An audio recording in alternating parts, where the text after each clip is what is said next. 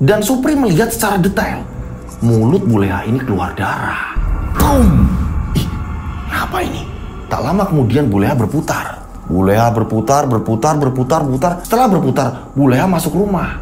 Dan pintu rumah tertutup kencang. Buah! Boom! Dan tak lama dari itu, kurang lebih setengah jam, Supri mendengar suara teriakan. Wah! Assalamualaikum warahmatullahi wabarakatuh. Kembali lagi bersama saya Rian Agus Widodo di channel saya Rian Agus Widodo. Apa kabar semuanya? Mudah-mudahan kalian dalam keadaan sehat, itulah doa saya ya. Ini buat semua pemirsa, pokoknya kalau dalam keadaan sehat ini melakukan hal apapun, ini pasti kita akan enak ya. Jadi itulah doa saya setiap hari. Monggo silakan absen, namanya siapa, kotanya di mana, biar saya kenal tambah deket sama kalian. Oke? Dan di cerita kali ini ada kiriman dari subscriber juga. Ini menceritakan ada seorang supir yang menyaksikan majikannya ini menjalani lelakon pesugihan yang sangat menjijikan. Majikannya ini bersetubuh dengan makhluk yang berakar dan berlendir. Makhluk apa itu? Dan supir tersebut ditargetkan untuk menjadi tumbal selanjutnya. Berhasilkah sang supir ini kabur? Tak perlu lama-lama lagi. Kita langsung saja menuju ke ceritanya.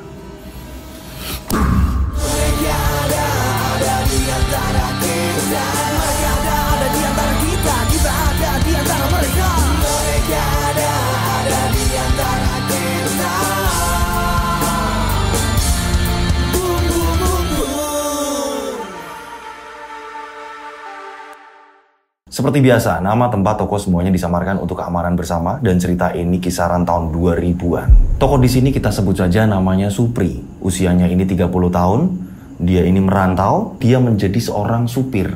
Akan tetapi, dia sendiri tidak punya mobil. Jadi, dia bekerja sama dengan kawannya. Kawan yang punya mobil, ini nanti mobilnya ini dibawa sama si Supri. Nah, nongkrongnya, ya, ini nongkrongnya di depan toko material. Kalau ada orang yang beli untuk ngangkut-ngangkutnya, ini menghubungi Supri. Dan di depan toko material tersebut, ini ada beberapa supir.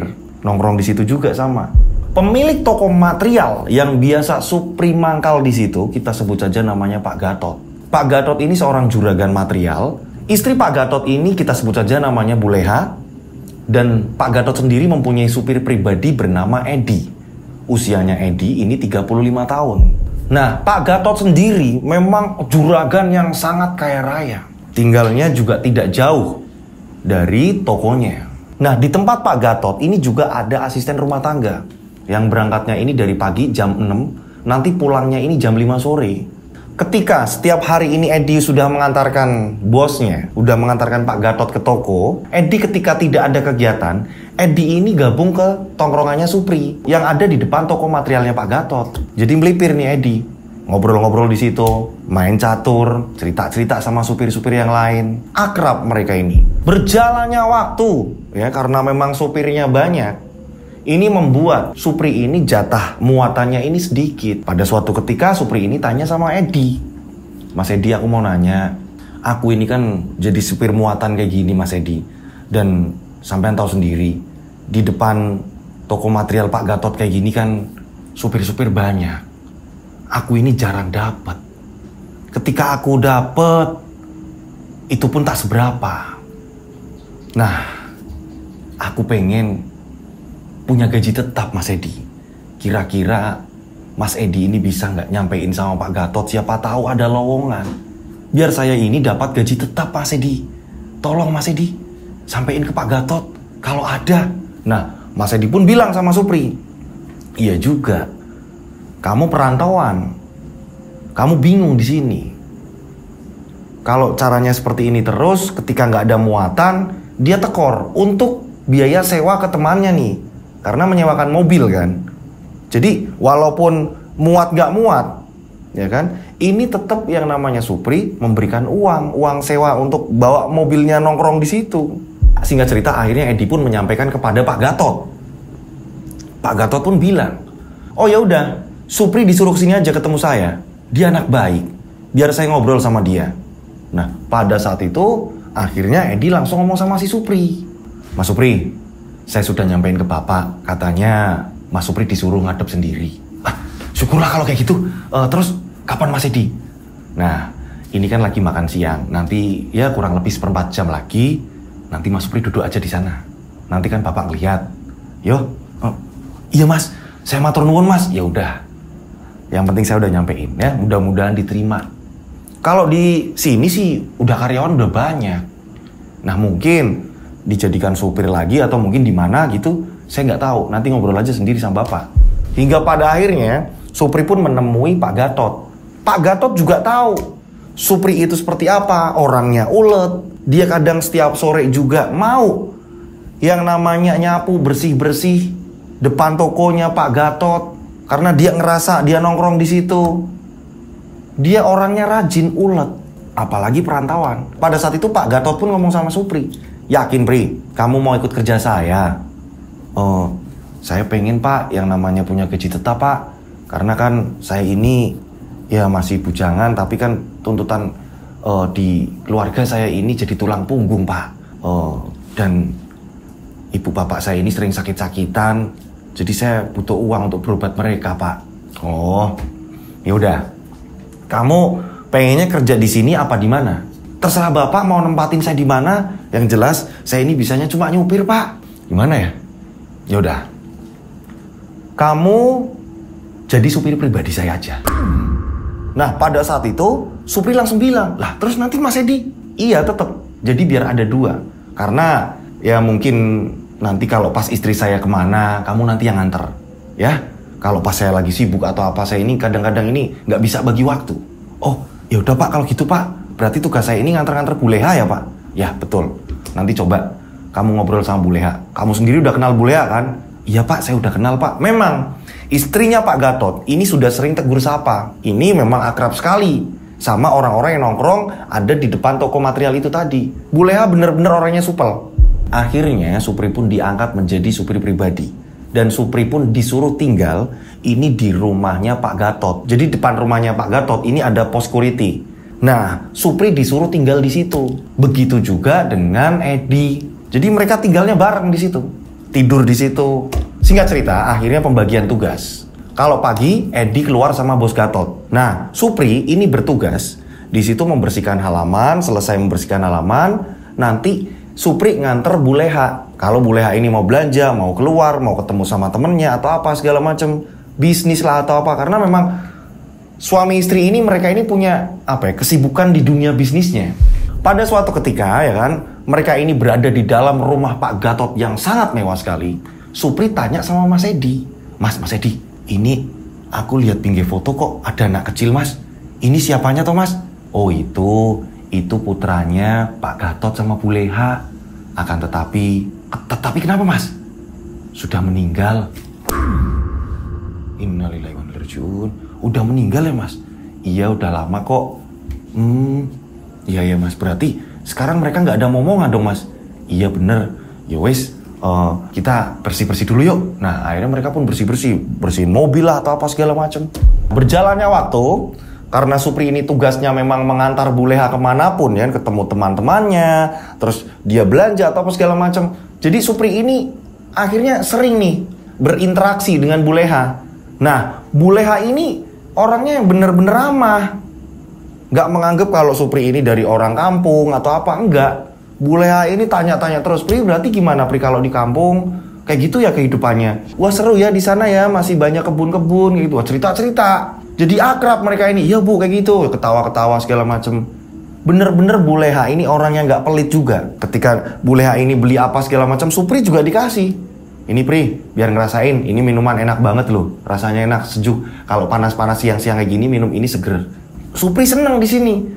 Ya ampun, kenapa aku gak dari dulu bilang sama Mas Edi? Aku ngerasain di sini enak banget. Dan memang berjalannya waktu, usahanya Pak Gatot ini maju pesat. Bisa dikatakan toko material di situ ini paling hebat usahanya Pak Gatot, paling lengkap dan paling besar. Singkat cerita, 1 tahun sudah Supri berada di rumah itu. Supri bekerja bersama Pak Gatot. Tidak ada masalah sama sekali. Akan tetapi, kini mulai muncul toko-toko material baru nih, yang kondisinya ya kan, mereka walaupun kecil tapi penjualannya ini lebih murah ketimbang toko materialnya Pak Gatot. Ini yang membuat orang-orang jadi berpaling dari Pak Gatot. Walaupun Pak Gatot lengkap, akan tetapi harganya ini di atas toko material yang kecil-kecil. Jadi sepi tokonya Pak Gatot. Pak Gatot bingung. Lah, apa kita harus nurunin harga lagi? Sedangkan dari sana udah segini-segini. Rapatlah Pak Gatot dengan orang-orang Pak Gatot, karyawan-karyawan Pak Gatot. Toko-toko kecil juga menyediakan model-model terbaru, entah itu dari keramik lah, apalah segala macam. Pak Gatot mulai kocar-kacir nih. Pak Gatot mengalami kemunduran, membuat Pak Gatot ini sering tidak berada di rumah. Pak Gatot sering keluar dengan Edi dan pulang subuh.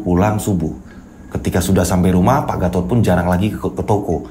Edi pun tertidur. Supri yang akhirnya bertugas nih kalau siang nganterin istrinya Pak Gatot, nanti pulang lagi, mau bangunin Mas Edi nggak enak. Nanti kalau udah sore, Mas Edi bangun, makan segala macam, Mas Edi langsung keluar lagi sama Pak Gatot. Supri mengerti, ini sudah setahun ini aku di sini, tapi baru ini aku ngerasain ada kejanggalan ini. Orang sekaya Pak Gatot sampai kebingungan. Yang biasanya aman-aman, yang biasanya Buleha ini kalau belanja, dia ini nggak pernah lihat harga, asal bayar. Sekarang Buleha sudah mulai prihatin. Buleha sering sekali kalau di dalam mobil, ini Supri bawa mobil, ini yang tadinya ceria, ini mulai lesu. Dan ketika beli apapun, ini bener-bener ngirit. Supri pun tidak berani bertanya jauh, kenapa seperti ini Bu, atau apa segala macam. Nggak berani bertanya seperti itu. Supri hanya sebatasnya saja ketika diajak ngomong, ya Supri menjawab sebatasnya aja. Takut. Karena Supri dari orang kecil, takut nyinggung, takut salah ngomong. Hingga pada suatu hari, ini malam-malam, mereka ini sedang duduk di teras, kecuali si Supri. Supri ini tidak diajak duduk di teras. Supri ini, dia di pos satpam yang biasa dia tidur di situ. Nah, Supri ini bingung kenapa aku nggak dipanggil. Kok cuma Mas Edi yang dipanggil? Ngobrol-ngobrol, nggak lama kemudian mereka bersiap-siap. Mereka juga udah pakai jaket segala macem. Mereka ini kayak mau pergi. Dan ternyata bener, Pak Gatot, Buleha, dan Edi ini masuk dalam satu mobil. Dan Pak Gatot pun ngomong sama si Supri, Pri, jaga rumah ya. Bapak mau pergi dulu. Iya Pak. Kok aneh ya? Kok aku nggak diajak? Kok aku disuruh tinggal di rumah? Duh, ada apa sih ini? Supri bingung. Udahlah, ya mungkin mereka juga ada urusan lain. Mereka pun pergi. Yang biasanya dipamiti, ini mau kemana. Ini tumben, Pak Gatot ini nggak bilang sama si Supri. Jadi langsung jalan aja udah. Nah, ternyata kepergian itu ya, ini dilakukan mereka ini tiap malam. Hampir tiap malam. Sampai Supri ini bingung, mereka ini kemana sih? Dan ketika tanya sama Mas Edi ini hanya diam aja. Udahlah, nggak usah ngikutin urusan orang. Udah istirahat. Hanya seperti itu. Dan Supri di sini nggak mikirin yang bener-bener berat atau apa gimana, nggak. Yang jelas pokoknya aku di sini kerja gajian, ya udah. Akan tetapi ada keanehan. Ini kok tiap malam mereka ini pergi. Dan rata-rata setelah pulang paginya, Supri ini ngamatin. Ini kok ban bisa kotor kayak gini ya? Ini perginya ke arah mana? Penuh dengan tanah liat. Ini arahnya mobil kemana nih? Kok bisa kayak gini kotornya? Pagi-pagi Supri ini yang nyuci. Nanti paginya lagi kayak gitu-gitu lagi. Sama. Wah, ini pasti ke arah-arah yang memang rawan hujan, jalanan jelek. Mungkin seperti ini perginya. Semenjak itu, anehnya Buleha ini jarang keluar kamar. Dia selalu berada di dalam kamar. Supri juga bingung. Nah, terus aku di sini ngapain? Dan gak lama kemudian tiba-tiba asisten rumah tangganya ini dia membawa tas. Mbak, mau kemana? Saya udah nggak kerja di sini Mas, saya mau pulang. Lah, kok seperti ini? Nah, pada saat itu Supri ini langsung tanya sama Edi, Mas Edi, ada apa sih Mas? Kok ini mbak-mbak yang kerja di sini dipecat malah Mas, disuruh pulang? Udahlah, udah. Kita ini yang penting di sini kerja. Udah lurus aja udah. Iya Mas. Pada saat itu Pak Gatot datang ya, dia bilang langsung ke Supri, kalau kamu udah selesai nyuci mobil semuanya ya, nanti dalam ngepel segala macam kamu bisa kan? Ngurus itu kan. Kok aneh ya? Ini asisten rumah tangga dikeluarin dan saya harus jadi asisten rumah tangga juga nih berarti. Tapi Supri di sini tidak berani membantah. Iya Pak. Dan mereka pun akhirnya melanjutkan perjalanan. Entah itu perginya kemana. Supri ngepel di rumah, ngepel nyapu segala macam. Dan Supri ngerti, ini Buleha ada di dalam, kenapa nggak keluar? Biasanya dia ini keluar, nyapa Supri, ngajak ngobrol Supri, ngasih makanan, cemilan. Ini enggak. Supri berpikir, apa seperti ini? Orang kaya terus tiba-tiba jatuh. Ini seperti ini nih. Mereka pusingnya seperti ini. Bagi Supri, ini Supri melihat perabotan masih banyak, mobil juga masih ada. Ini kan, ya kan masih ada uang berarti. Masih ada harta benda, kenapa mereka ini kok pusing gitu kan? Bagi Supri seperti itu. Akan tetapi di sini Supri tetap melanjutkan pekerjaannya. Dia ngepel, nyapu segala macam. Dan setelah itu dia balik lagi ke ruangan posnya.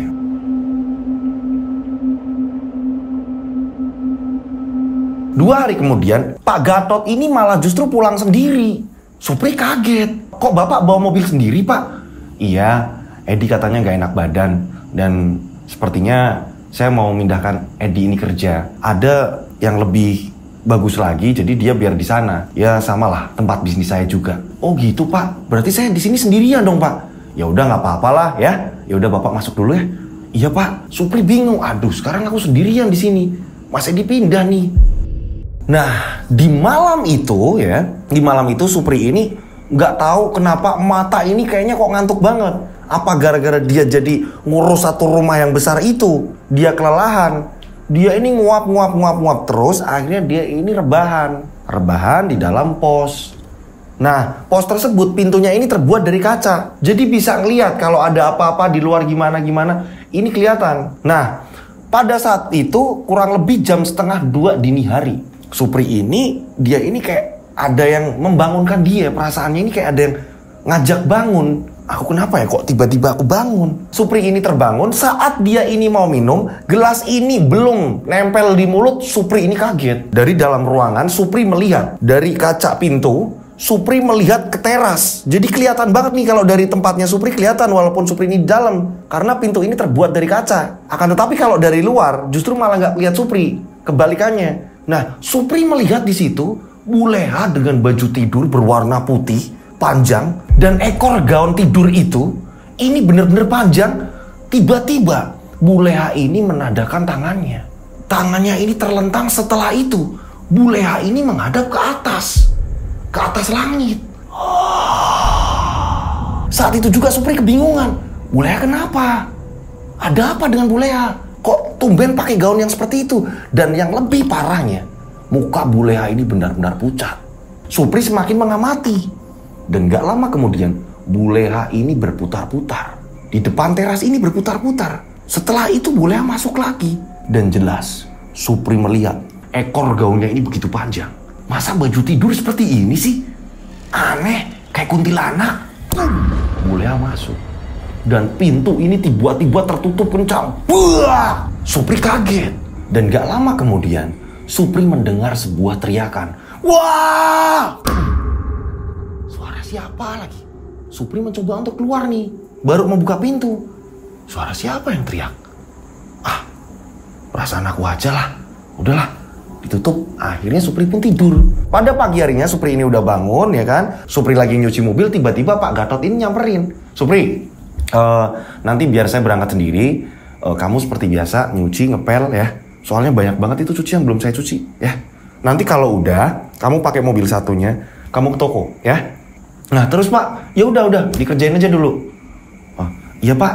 Nah saat itu juga Pak Gatot pun mandi. Setelah selesai nyuci mobil ya, mobil udah beres, Supri pun langsung mengambil alat pel. Supri ngepel nih. Di pel ruangannya nih, rumah. Oh, Supri pun masuk. Dan pada saat tepat di depan kamar Bu Leha, Supri tercengang. Tercengangnya kenapa? Pintu kamarnya Bu Leha ini gak tertutup rapat. Supri melihat di ranjang Bu Leha yang terbuat dari emas. Anehnya ranjang tersebut ini baru Supri lihat. Perasaan ranjang itu biasa saja. Ini kok jadi kayak ranjang keraton. Dan di atas ranjang tersebut, Bu Leha ini duduk dengan menggunakan gaun tidur semalam. Matanya ini bener-bener pandangannya kosong. Mukanya seram, pucat. Nah, karena memang Supri ini jadi kelihatan ya kan. Jadi kelihatan karena kebukanya ini agak lebar. Ya seginilah, kurang lebih segini. Dan gak mungkin kalau Bu Leha ini gak lihat Supri. Walaupun tatapannya kosong. Akhirnya Supri memberanikan diri untuk menyapa. Pagi Bu. Anehnya Bu Leha ini gak ada jawaban sama sekali. Dia hanya bengong. Setelah itu Supri langsung buru-buru lanjutin pekerjaannya. Tambah aneh ini rumah.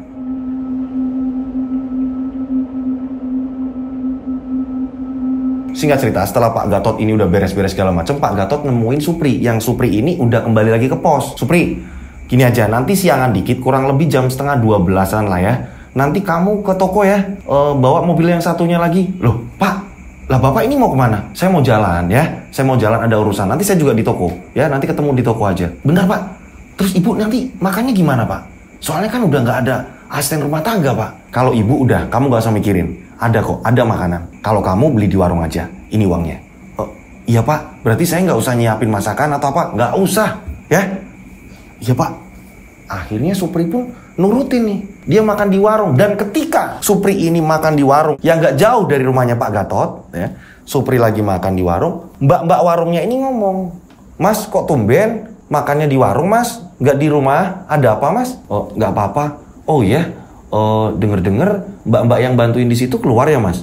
Iya Mbak, sekarang Buleha kok nggak keluar-keluar rumah Mas? Ya lagi nggak enak badan mungkin Mbak. Oh gitu. Tetangga ada yang tanya seperti itu. Karena apa? Buleha ini kalau setiap pagi dulunya dia selalu jogging, nyapa-nyapa tetangga, baik sama tetangga. Ini tumben Buleha tidak berlaku seperti itu.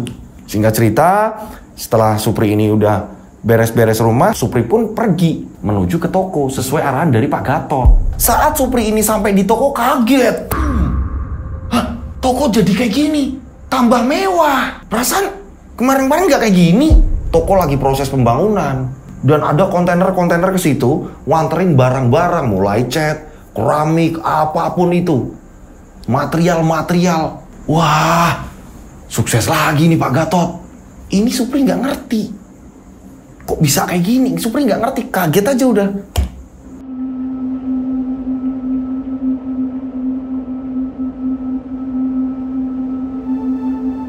Singkat cerita, ya kan, berapa hari kemudian Supri ini benar-benar tidak melihat Buleha. Buleha ini hanya ada di dalam kamar. Akan tetapi kegiatan yang namanya ngepel, bersih-bersih harus terus-menerus. Ini dilakukan oleh Supri, apalagi Supri ini orang yang rajin. Tanpa disuruh pun dia akan bersih-bersih. Nah, pada saat bersih-bersih, ya kan, Supri ini melihat tumpukan sampah yang ada di dapur. Diangkatlah sama si Supri. Saat Supri ngangkat, ini baunya busuk minta ampun. Perasaan nggak ada makanan di sini, tapi ini sampah kok baunya busuknya minta ampun. Apa ini sampah? Supri berniat untuk membuang sampah tersebut di depan rumah, tempat pembuangan sampah. Yang nanti berapa hari sekali ini tukang sampah datang gitu kan. Nah, saat itu juga Supri ini menumpahkan sampah di bak sampah depan rumah. Saat Supri menumpahkan, Supri kaget.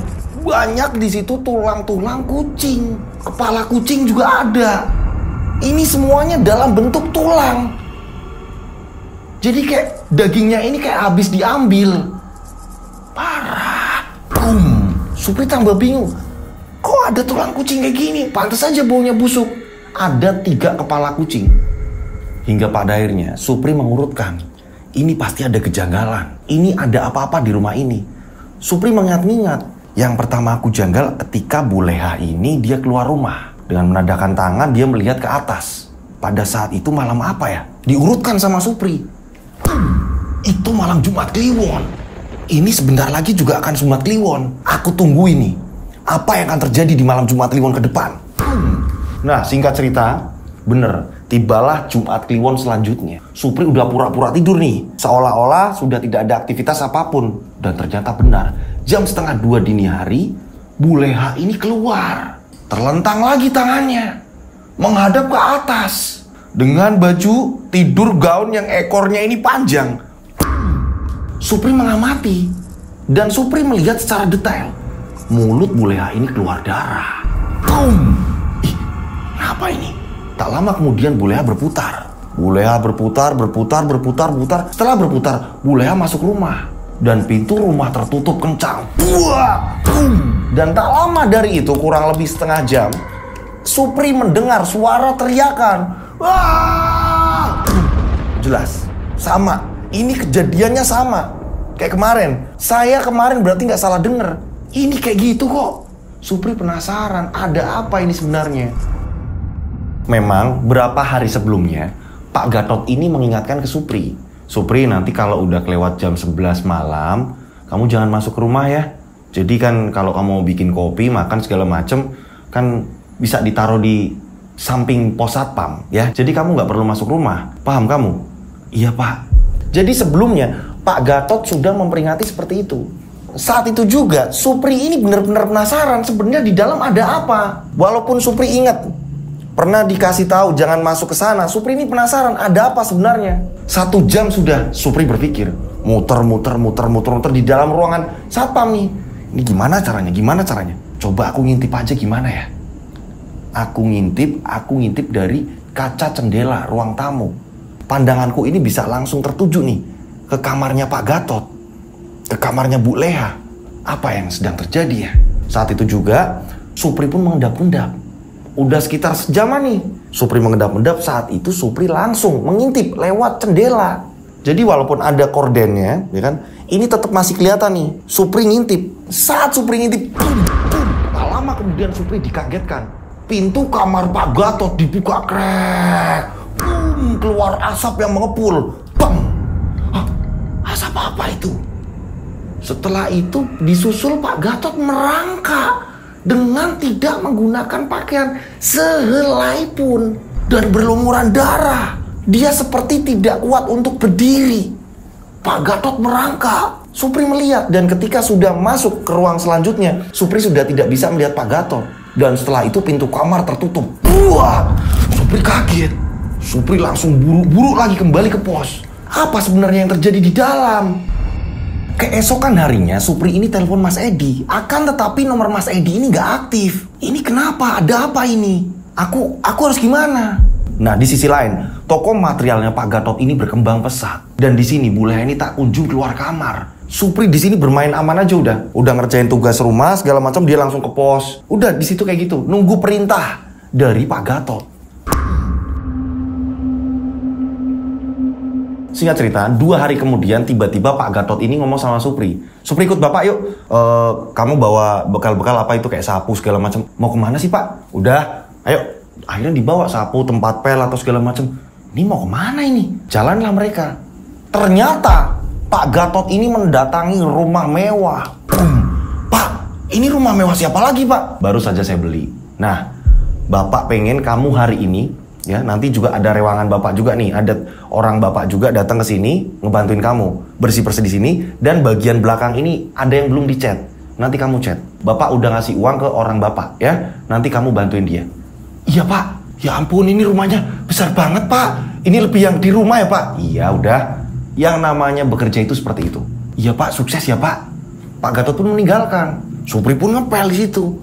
Dan gak lama ternyata bener. Orang-orang suruhannya Pak Gatot pun datang ke situ. Ini langsung ngecat, langsung bersih-bersih segala macam. Supri kaget, ini kok bisa langsung kayak gini. Padahal kemarin-kemarin ini habis jatuh-jatuhnya. Tapi Supri masih tanda tanya. Ini ada apa ya kok Pak Gatot ini sampai merangkak-rangkak kayak gitu. Dan dari kamar ini keluar asap. Bu Leha juga gak pernah keluar. Ada apa ini? Singkat cerita, Supri ini bertahan terus-menerus tanpa gak mau mempedulikan apapun itu ya. Supri melihat lagi. Malam Jumat Kliwon, seperti biasa Bu Leha keluar. Dia melihat ke atap langit, setelah itu dia berputar-putar dan masuk lagi ke dalam rumah. Supri penasaran. Aku sudah mempersiapkan dari sore kalau pintu dapur gak aku tutup. Biar aku bisa masuk lewat pintu dapur. Aku penasaran. Aku pengen ngerti. Dan gak lama kemudian seperti biasa, Supri mendengar orang teriak. Gah! Nah, udah nih. Aku harus ke sana. Supri langsung lari nih menuju pintu dapur yang paling belakang.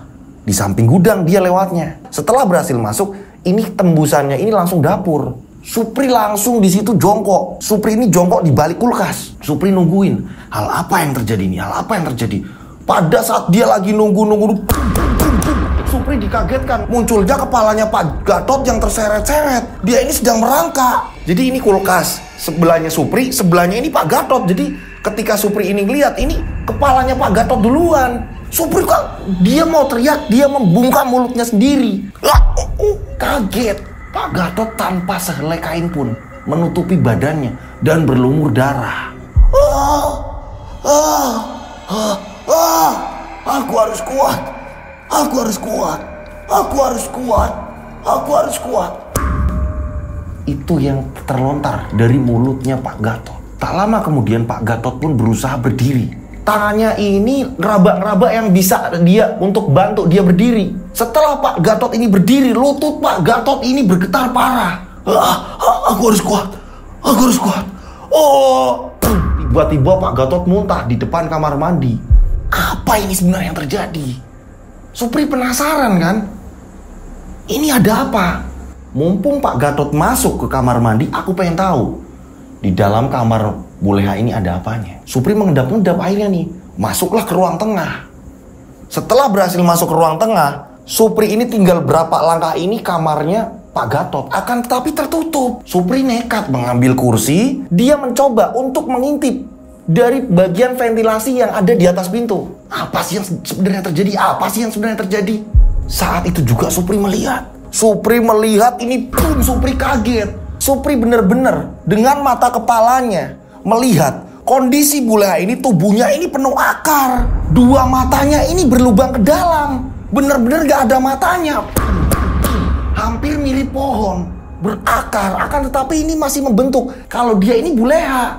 Tubuhnya Buleha ini menjalar jangkung jadinya. Supri ketakutan. Saat itu Supri langsung berbenah. Saat itu Supri langsung turun. Kursi dibetulin lagi. Supri langsung ngumpet. Karena apa? Tak lama kemudian Supri mendengar ada suara Pak Gatot sedang ngambil air di dispenser. Supri langsung ngumpet, melompat. Dia langsung di balik sofa ruang tamu. Dia langsung di balik sofa itu dia ngumpet. Setelah dia ngumpet, gak lama kemudian Pak Gatot ini masuk kamar dengan membawa air dan sudah memakai handuk. Pada saat Pak Gatot ini membuka pintu, cekrek, karena kan kondisinya gelap nih. Yang ada cahaya ini dari kamar. Akan tetapi berwarna kuning, lampu kuning warnanya. Saat membuka, kek, ternyata yang dibawa Pak Gatot bukanlah air. Ini dupa. Supri pikir, oh tadi suara dispenser, terus ini suara apa? Yang dibawa ini dupa. Kayak kemenyan. Terus tadi suara itu, sudahlah. Pak Gatot pun masuk. Setelah masuk, pintu ditutup. Grak. Barulah Supri pelan-pelan mencoba untuk keluar dari situ. Kembali lagi lewat dapur, melewati kamar tadi juga. Terus dia langsung menuju ke pos security. Udah, ini ada yang gak beres dengan Pak Gatot. Ini ada yang gak beres dengan Buleha. Ini mereka pasti lakon sesuatu hal yang musrik. Supri bingung, aku caranya gimana ini? Sedangkan Mas Edi gak aktif. Aku harus pergi dari sini, akan tetapi untuk bulan ini tinggal berapa hari lagi nih, biar aku dapat gaji dulu nih. Supri bingung, ini gimana caranya? Kalau aku main cabut atau apa nanti malah ketahuan. Ini caranya gimana? Puter otak, bingung nih Supri. Singkat cerita, 2 hari kemudian tiba-tiba Pak Gatot ini menemui Supri. Supri ini ada di pos security dan Pak Gatot langsung bilang, Supri antar bapak yuk. Oh, kemana Pak? Udah yuk, ikut aja. Ini kurang lebih jam 10 malam. Supri langsung disuruh membawa mobil. Sampingnya ini Pak Gatot nih. Ini arahnya kemana Pak? Udah lurus aja. Nanti bapak yang nunjuk-nunjukin. Jalan dia. Lurus terus. Jalan panjang sekali. Perjalanan sampai dia berhenti. Ada minimarket, dia ini istirahat. Ya kan, ngerokok-ngerokok sebentar. Ngopi segala macam. Lanjut perjalanan lagi. Kemana lagi Pak? Udah jalan aja udah. Nanti bapak kasih tahu terus. Terus. Jalanlah terus. Dan baru pertama kalinya ini perjalanan yang Supri tempuh. Ini Supri nggak tahu ini jalan apa Supri nggak ngerti. Jadi Supri ini hanya nurutin apa kata Pak Gatot. Supri melihat ke arah jam tangannya. Ini menunjukkan jam 1 dini hari. Supri sampai bingung, ini jalan apa ini? Udah mulai naik-naik. Nah pada saat itu ini udah lepas aspal. Ini aspal udah habis. Jadi bebatuan-bebatuan jalannya. Dan di situ rintik hujan mulai turun. Supri langsung inget, oh ini dulu Mas Edi nganternya sampai sini nih. Dan sekarang giliran aku yang nganter nih. Ini kenapa ban kotor? Ini pasti ke arah ini. Jadi dulu kan Supri sempat nih nyuci mobil dan ingat, wah ini bannya kok penuh lumpur segala macam. Dan Supri jadi ingat, oh ini berarti Mas Edi udah pernah kesini. Kemana lagi Pak? Terus lurus masuk ke dalam. Masuklah ke dalam. Pak, ini kan jalannya nggak bisa muat mobil Pak. Udah bisa, tenang aja, udah terabas aja, udah terabas. Pak, tapi Pak nanti mobilnya udah nggak apa-apa. Kamu itu loh nurut. Kok tiba-tiba Pak Gatot ini kayak gini orangnya nih? Yang awalnya dia ini baik ya kan, tiba-tiba sekarang ini bentak-bentak. Supri nurut aja udah. Saya udah telat soalnya. Ayo buruan. Orang-orang pasti udah pada di sana. Supri bingung, ada apa sih ini? Terus Supri ya kan. Ternyata ini banyak pohon-pohon juga di situ. Dan gak lama kemudian Supri kaget. Loh, ada rumah di sini. Rumah mewah besar. Salah lihat nggak aku? Diucek-uceknya nih matanya si Supri. Ini bener gak sih? Ternyata emang bener. Di depan matanya ada rumah besar dan di situ ada beberapa mobil mewah. Saya udah telat, ayo kamu parkir langsung. Parkirlah di situ. Udah, kamu nunggu di sini. Bungkusan saya tadi di mana? Bungkusan apa ya, Pak? Tadi yang saya bawa, saya titipan kamu. Oh, ada di belakang, Pak. Apa sih, Pak, itu, Pak? Udah, kamu gak usah banyak tanya. Saya udah telat nih. Kamu tunggu di sini, ya. Ini kamu bisa duduk di sini, ya, di luar situ. Nanti saya akan balik lagi sekitar 1 jam. Ngerti kamu? Jangan kemana-mana. Ngerti? Jangan kemana-mana. Iya, Pak. Nggak tahu itu bungkusan yang dibawa apa, ada di plastik hitam. Akhirnya Pak Gatot langsung masuk ke rumah itu. Supri nungguin sendirian di situ. Kok nggak ada orang? Ngerokoklah dia. Rokok, ya ampun, kok sepi banget, dingin lagi. Aku nggak bawa jaket lagi, ya kan? Mau masuk ke dalam mobil dia ini penasaran. Jadi bolak-balik. Setengah jam sudah. Supri ini bolak-balik masuk ke dalam mobil, keluar dari mobil. Ini penasaran ada apa sih? Ini ada hubungannya apa ini dengan yang pernah Supri lihat di rumah? Supri ini ngerokok nih. Supri ngerokok, habislah rokok. Supri bingung, ini lihat jam, ini udah 1 jam kok. Bapak nggak keluar-keluar. Dan gak lama kemudian, tiba-tiba ada anak kecil, dia lari menuju di depan Supri. Supri ini lagi duduk di atas batu, ya kan? Sampingnya mobilnya. Supri melihat anak kecil tiba-tiba di depannya. Berhenti. Om lagi apa, Om? Lari yuk, Om. Lari-lari yuk, Om. Tiba-tiba anak kecil itu ngajak bermain. Anak kecil tersebut lari. Nah, Supri bingung. Ini di tengah perkebunan seperti ini, ada anak kecil lewat. Udah gitu anaknya pucat. Tapi aku kayak pernah lihat anak ini. Di mana ya? Supri ini mengejar anak tersebut. Anak kecil tersebut larinya ini ke arah samping rumah. Sedangkan pohon-pohon di situ dan semak-semak belukar ini benar-benar lebat. Ini Supri langsung ngejar anak tersebut. Takutnya kenapa-napa. Ini anaknya siapa? Takutnya anak dari salah satu tamu yang ada di situ. Keluar dari mobil atau apa gitu kan. Supri lari mengejar anak tersebut. Dan ternyata saat anak tersebut ini masuk ke dalam semak-semak itu, anak tersebut ini hilang. Supri bingung. Dek, kamu di mana, Dek? Supri melihat dari celah-celah semak. Supri melihat, loh, kok ada api unggun di samping rumah itu. Supri akhirnya membelah semak-semak tersebut. Supri pengen tahu ada apa sih. Supri masuklah lewat situ, semak-semak dibelah. Supri lewat situ. Dan setelah itu Supri mengendap-endap lewat semak-semak. Supri ini menutup mukanya juga biar nggak kelihatan. Supri dikagetkan. Di situ orang-orang termasuk Pak Gatot, ya kan? Ini dalam keadaan telanjang bulat, mengelilingi api unggun. Dan di situ terlihat ada seorang yang benar-benar menyerupai dukun. Kalungnya ini penuh dengan tengkorak-tengkorak, mukanya ini seram. Dia membawa tongkat. Supri akhirnya mencoba untuk mendekat, kurang lebih jaraknya ini 8 meter dari rombongan itu. Tapi Supri di sini berhati-hati, takutnya ketahuan. Saat itu juga Supri ngamatin satu persatu. Ternyata tak jauh dari api unggun itu, Supri juga melihat ada banyak wanita yang sedang diikat di kursi tua, kursi rotan. Dan salah satu wanita yang diikat di situ ada Buleha. Supri kaget lagi. Lah, bukannya Buleha di rumah. Dan kali ini benar-benar Supri melihat itu Buleha yang bener ini nih. Mukanya ini gak pucat, akan tetapi dia lemes. Dia hanya menundukkan kepala. Dan banyak wanita lain. Kurang lebih ada 9 wanita di situ diikat. Dan laki-laki di situ semuanya ini pada nggak memakai busana, sambil berdiri. Supri yang ketakutan akhirnya balik lagi dia. Ini udah nggak beres. Ini mereka pasti lelakon yang namanya pesugihan, tapi aku nggak ngerti entah ini pesugihan apa. Karena apa? Di sini terlihat jelas Pak Gatot ini tambah kaya. Dan rata-rata mobil yang datang ke situ ini mobil mewah. Supri langsung balik lagi ke mobilnya. Duduk di situ Supri sambil bingung gimana caranya. Aku harus pergi. Baru Supri ini berpikir seperti itu, tiba-tiba ada yang membisiki di telinga Supri. Pergilah kamu. Wah, Supri ini nggak berani lagi nih. Dan Supri sambil nginget-nginget. Terus anak kecil tadi. Ya ampun, aku pernah melihat anak kecil tersebut. Hah? Anak kecil tadi yang menghampiri aku, itu yang aku lihat di foto keluarga Pak Gatot. Ini mirip dengan almarhum anak Pak Gatot. Jangan-jangan itu dia. Supri akhirnya berpikir seperti itu. Singkat cerita, jam menunjukkan pukul 3:30. Barulah mereka ini keluar satu persatu. Akan tetapi mereka menampakkan wajah raut yang bahagia. Begitu juga dengan Pak Gatot. Nah, di sini ada keanehan. Satu sama lain ini nggak tegur sapa. Mereka ini langsung masuk ke dalam mobil masing-masing. Setelah itu Pak Gatot ini nyamperin Supri. Ayo jalan pulang. Iya Pak. Kamu kenapa? Nggak apa-apa Pak. Kecapean aja Pak, ngantuk Pak. Dari tadi saya tidur Pak. Oh gitu, ya udah yuk pulang yuk. Udah selesai kok. Biasa meeting. Soalnya memang iya ketemu klien kayak gini. Oh gitu ya Pak. Iyalah, ayo pulang. Pulang. Sepanjang perjalanan keringat dingin bercucuran. Supri nahan di sini takut. Ini apa yang terjadi sebenarnya? Ada apa ini? Nah, singkat cerita akhirnya sampailah di rumah. Nah, pagi harinya Supri pun bilang sama Pak Gatot.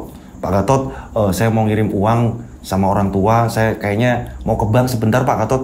Oh gitu? Ini ada uang. Nggak usah Pak, saya sudah nabung kok. Oh gitu, beneran nih? Iya Pak. Makasih Pak, saya ke bank dulu. Nah, pada saat itu Supri pun keluar dari rumah. Ternyata keluarnya Supri bukan ke bank, melainkan Supri mencari rumah Edi. Untungnya Edi ini pernah mengatakan, aku tinggal di sini gangnya ini. Nanti kamu tanya-tanya aja. Untungnya Edi pernah ngomong seperti itu. Supri inget-inget lagi, gang apa ya? Oh iya ya. Tapi alamat lengkapnya Supri lupa. Supri menuju ke rumahnya Edi dan di situ tanya-tanya ke orang, hingga pada akhirnya ditunjukkan. Ini Mas lurus Mas. Mas nyari siapa? Edi Pak. Dari keluarganya ya? Iya Pak. Ada apa sih Pak? Ya udah sana aja dulu. Akhirnya Supri mendatangi. Ternyata ada rumah kecil di situ. Edi ini tinggal dengan istrinya. Assalamualaikum. Tek. Dibukakanlah sama istrinya. Siapa ya Mas? Saya Supri Mbak. Saya temennya Mas Edi. Mas Edinya ada nggak Mbak? Silahkan duduk dulu Mas. Mas nyari Mas Edi. Iya Mbak, soalnya saya ini kan kerja bareng. Mas ini kerja bareng? Mas mending pergi dari sini. Enggak Mbak, bentar. Saya justru kesini. Saya mau nyari informasi Mbak. Ini Mas Edi di mana? Suami saya itu udah meninggal Mas. Hah? Mas Edi meninggal Mbak? Dari kapan Mas Edi meninggal? Udah lama Mas. Gara-gara kerja di tempat itu Mas. Gara-gara kerja di tempat itu. Dan Mas kesini mau ngapain? Mau membunuh saya juga. Saya sekarang tinggal sendiri dengan anak Mas. Mas mau membunuh saya? Mas mau mendukunkan saya atau gimana Mas? Enggak Mbak, justru saya ini menemukan kejanggalan karena saya kerja di situ dulunya bareng Mas Edi. Dan bos saya bilang kalau Mas Edi ini pindah keluar kota. Enggak Mas. Suami saya ini diteror terus-menerus Mas. Dan suami saya ini meninggal. Nah akhirnya istrinya pun cerita. Jadi ceritanya gini Mas. Flashback lah. Jadi sebelum Edi meninggal, Edi ini sempat nganter nih acara ritual pesugihannya mereka. Edi ini penasaran juga sama kayak Supri. Salahnya Edi ini tidak lewat semak-semak, tidak lewat mana. Edi ini dia ini langsung masuk ke dalam rumah itu juga. Berani-beraninya dia. Mungkin lebih penasaran dari Supri. Ngikut ke situ. Nah, ada orang yang melihat Edi ngintip. Setelah itu sepanjang perjalanan pulang, Edi ini gak berani ngucap. Setelah sesampainya rumah, kepala Edi ini pening. Edi ngerasakan mual, Edi sempat muntah. Dan akhirnya Edi ini pergi dari situ, berpamitan. Akan tetapi Pak Gatot mungkin sudah tahu sebenarnya kalau Edi ini ngintip. Mungkin dapat kabar dari rombongan-rombongan yang berada di situ. Dan setelah sepulang dari situ, Edi ini ngalamin yang namanya teror terus-menerus. Dihantuilah apalah. Edi pun bercerita sama istrinya. Akan tetapi Edi bilang ke istrinya, minta perlindungan dan jangan menuntut ke mereka yang macam-macam. Yang saya takutkan nanti kamu juga kena dengan anak saya. Biarkan ini menimpa saya. Edi sempat berpesan seperti itu pada istrinya.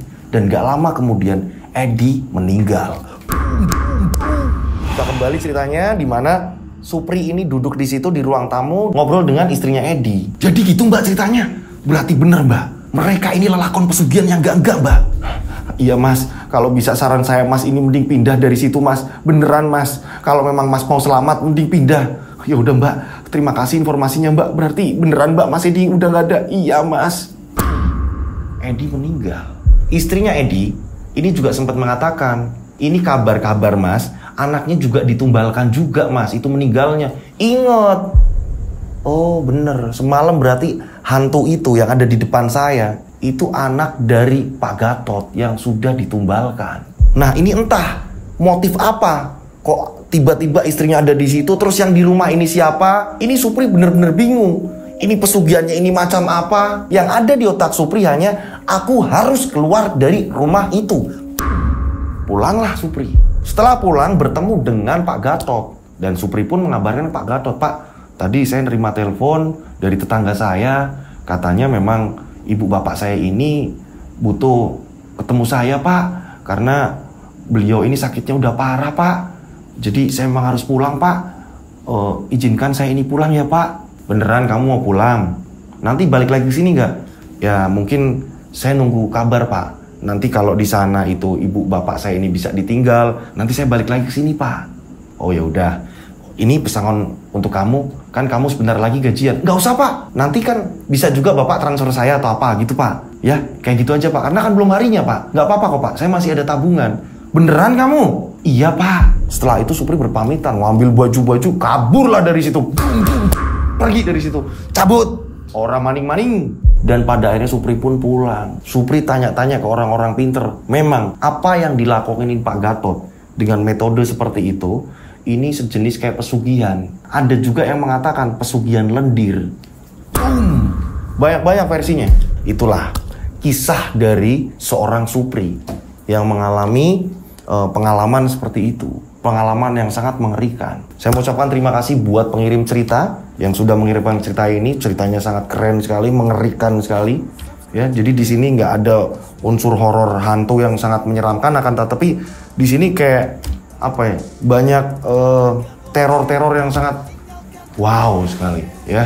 Saya juga mengucapkan terima kasih buat pengirim cerita dan mohon maaf kalau saya pas bawakan ini ada salah-salah kata. Saya mengucapkan terima kasih banget ya. Buat teman-teman yang di rumah yang mau ngirim cerita masih diperbolehkan. Caranya gampang sekali, kalian bisa lihat ke layar.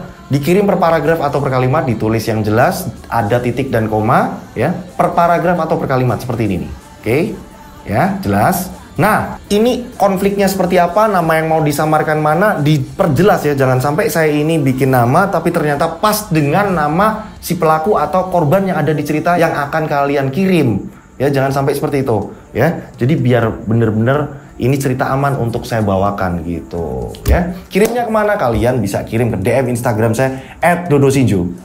Atau kalian bisa kirim ke nomor WhatsApp saya 085870433336. Tiganya 4 kali. Saya ulang 085870433336. Tiganya 4 kali. Seperti biasa dikasih nama dan nama kota agar tidak tertumpuk dengan WA lain. Gitu ya. Oke, saya berdoa mudah-mudahan penikmat channel Rian Agus Widodo ini banyak rezeki melimpah. Amin. Selalu dilindungi Allah Subhanahu wa taala. Amin. Dijauhkan dari mara bahaya. Amin. Ya. Yang belum mendapatkan jodoh segera didekatkan jodohnya. Amin. Yang lagi banyak utang numpuk segera dilunaskan utangnya. Amin. Yang lagi punya cicilan tagihan-tagihan segala macam segera dilunaskan juga. Amin. Amin ya. Yang punya impian segera tercapai, terkabul impiannya. Amin. Amin. Sehat selalu, panjang umur. Akhir kata saya Rian Agus Widodo mengucapkan wassalamualaikum warahmatullahi wabarakatuh. Mereka ada di antara kita.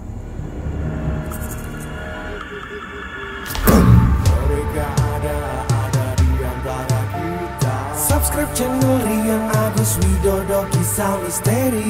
Ada di antara kita. Nyalakan lonceng, notif, tinggalkan komen, share. Mereka ada di antara kita. Mereka ada di antara kita. Kita ada di antara mereka. Mereka ada di antara kita. Mereka ada di antara kita. Mereka ada di antara kita. Kita ada di antara mereka. Mereka ada di antara kita. Boom, boom, boom, boom. Mereka ada di antara kita. Subscribe channel Rian Agus Widodo, kisah misteri. Mereka ada di antara kita. Nyalakan lonceng, notif, tinggalkan komen, share. Mereka ada di antara kita.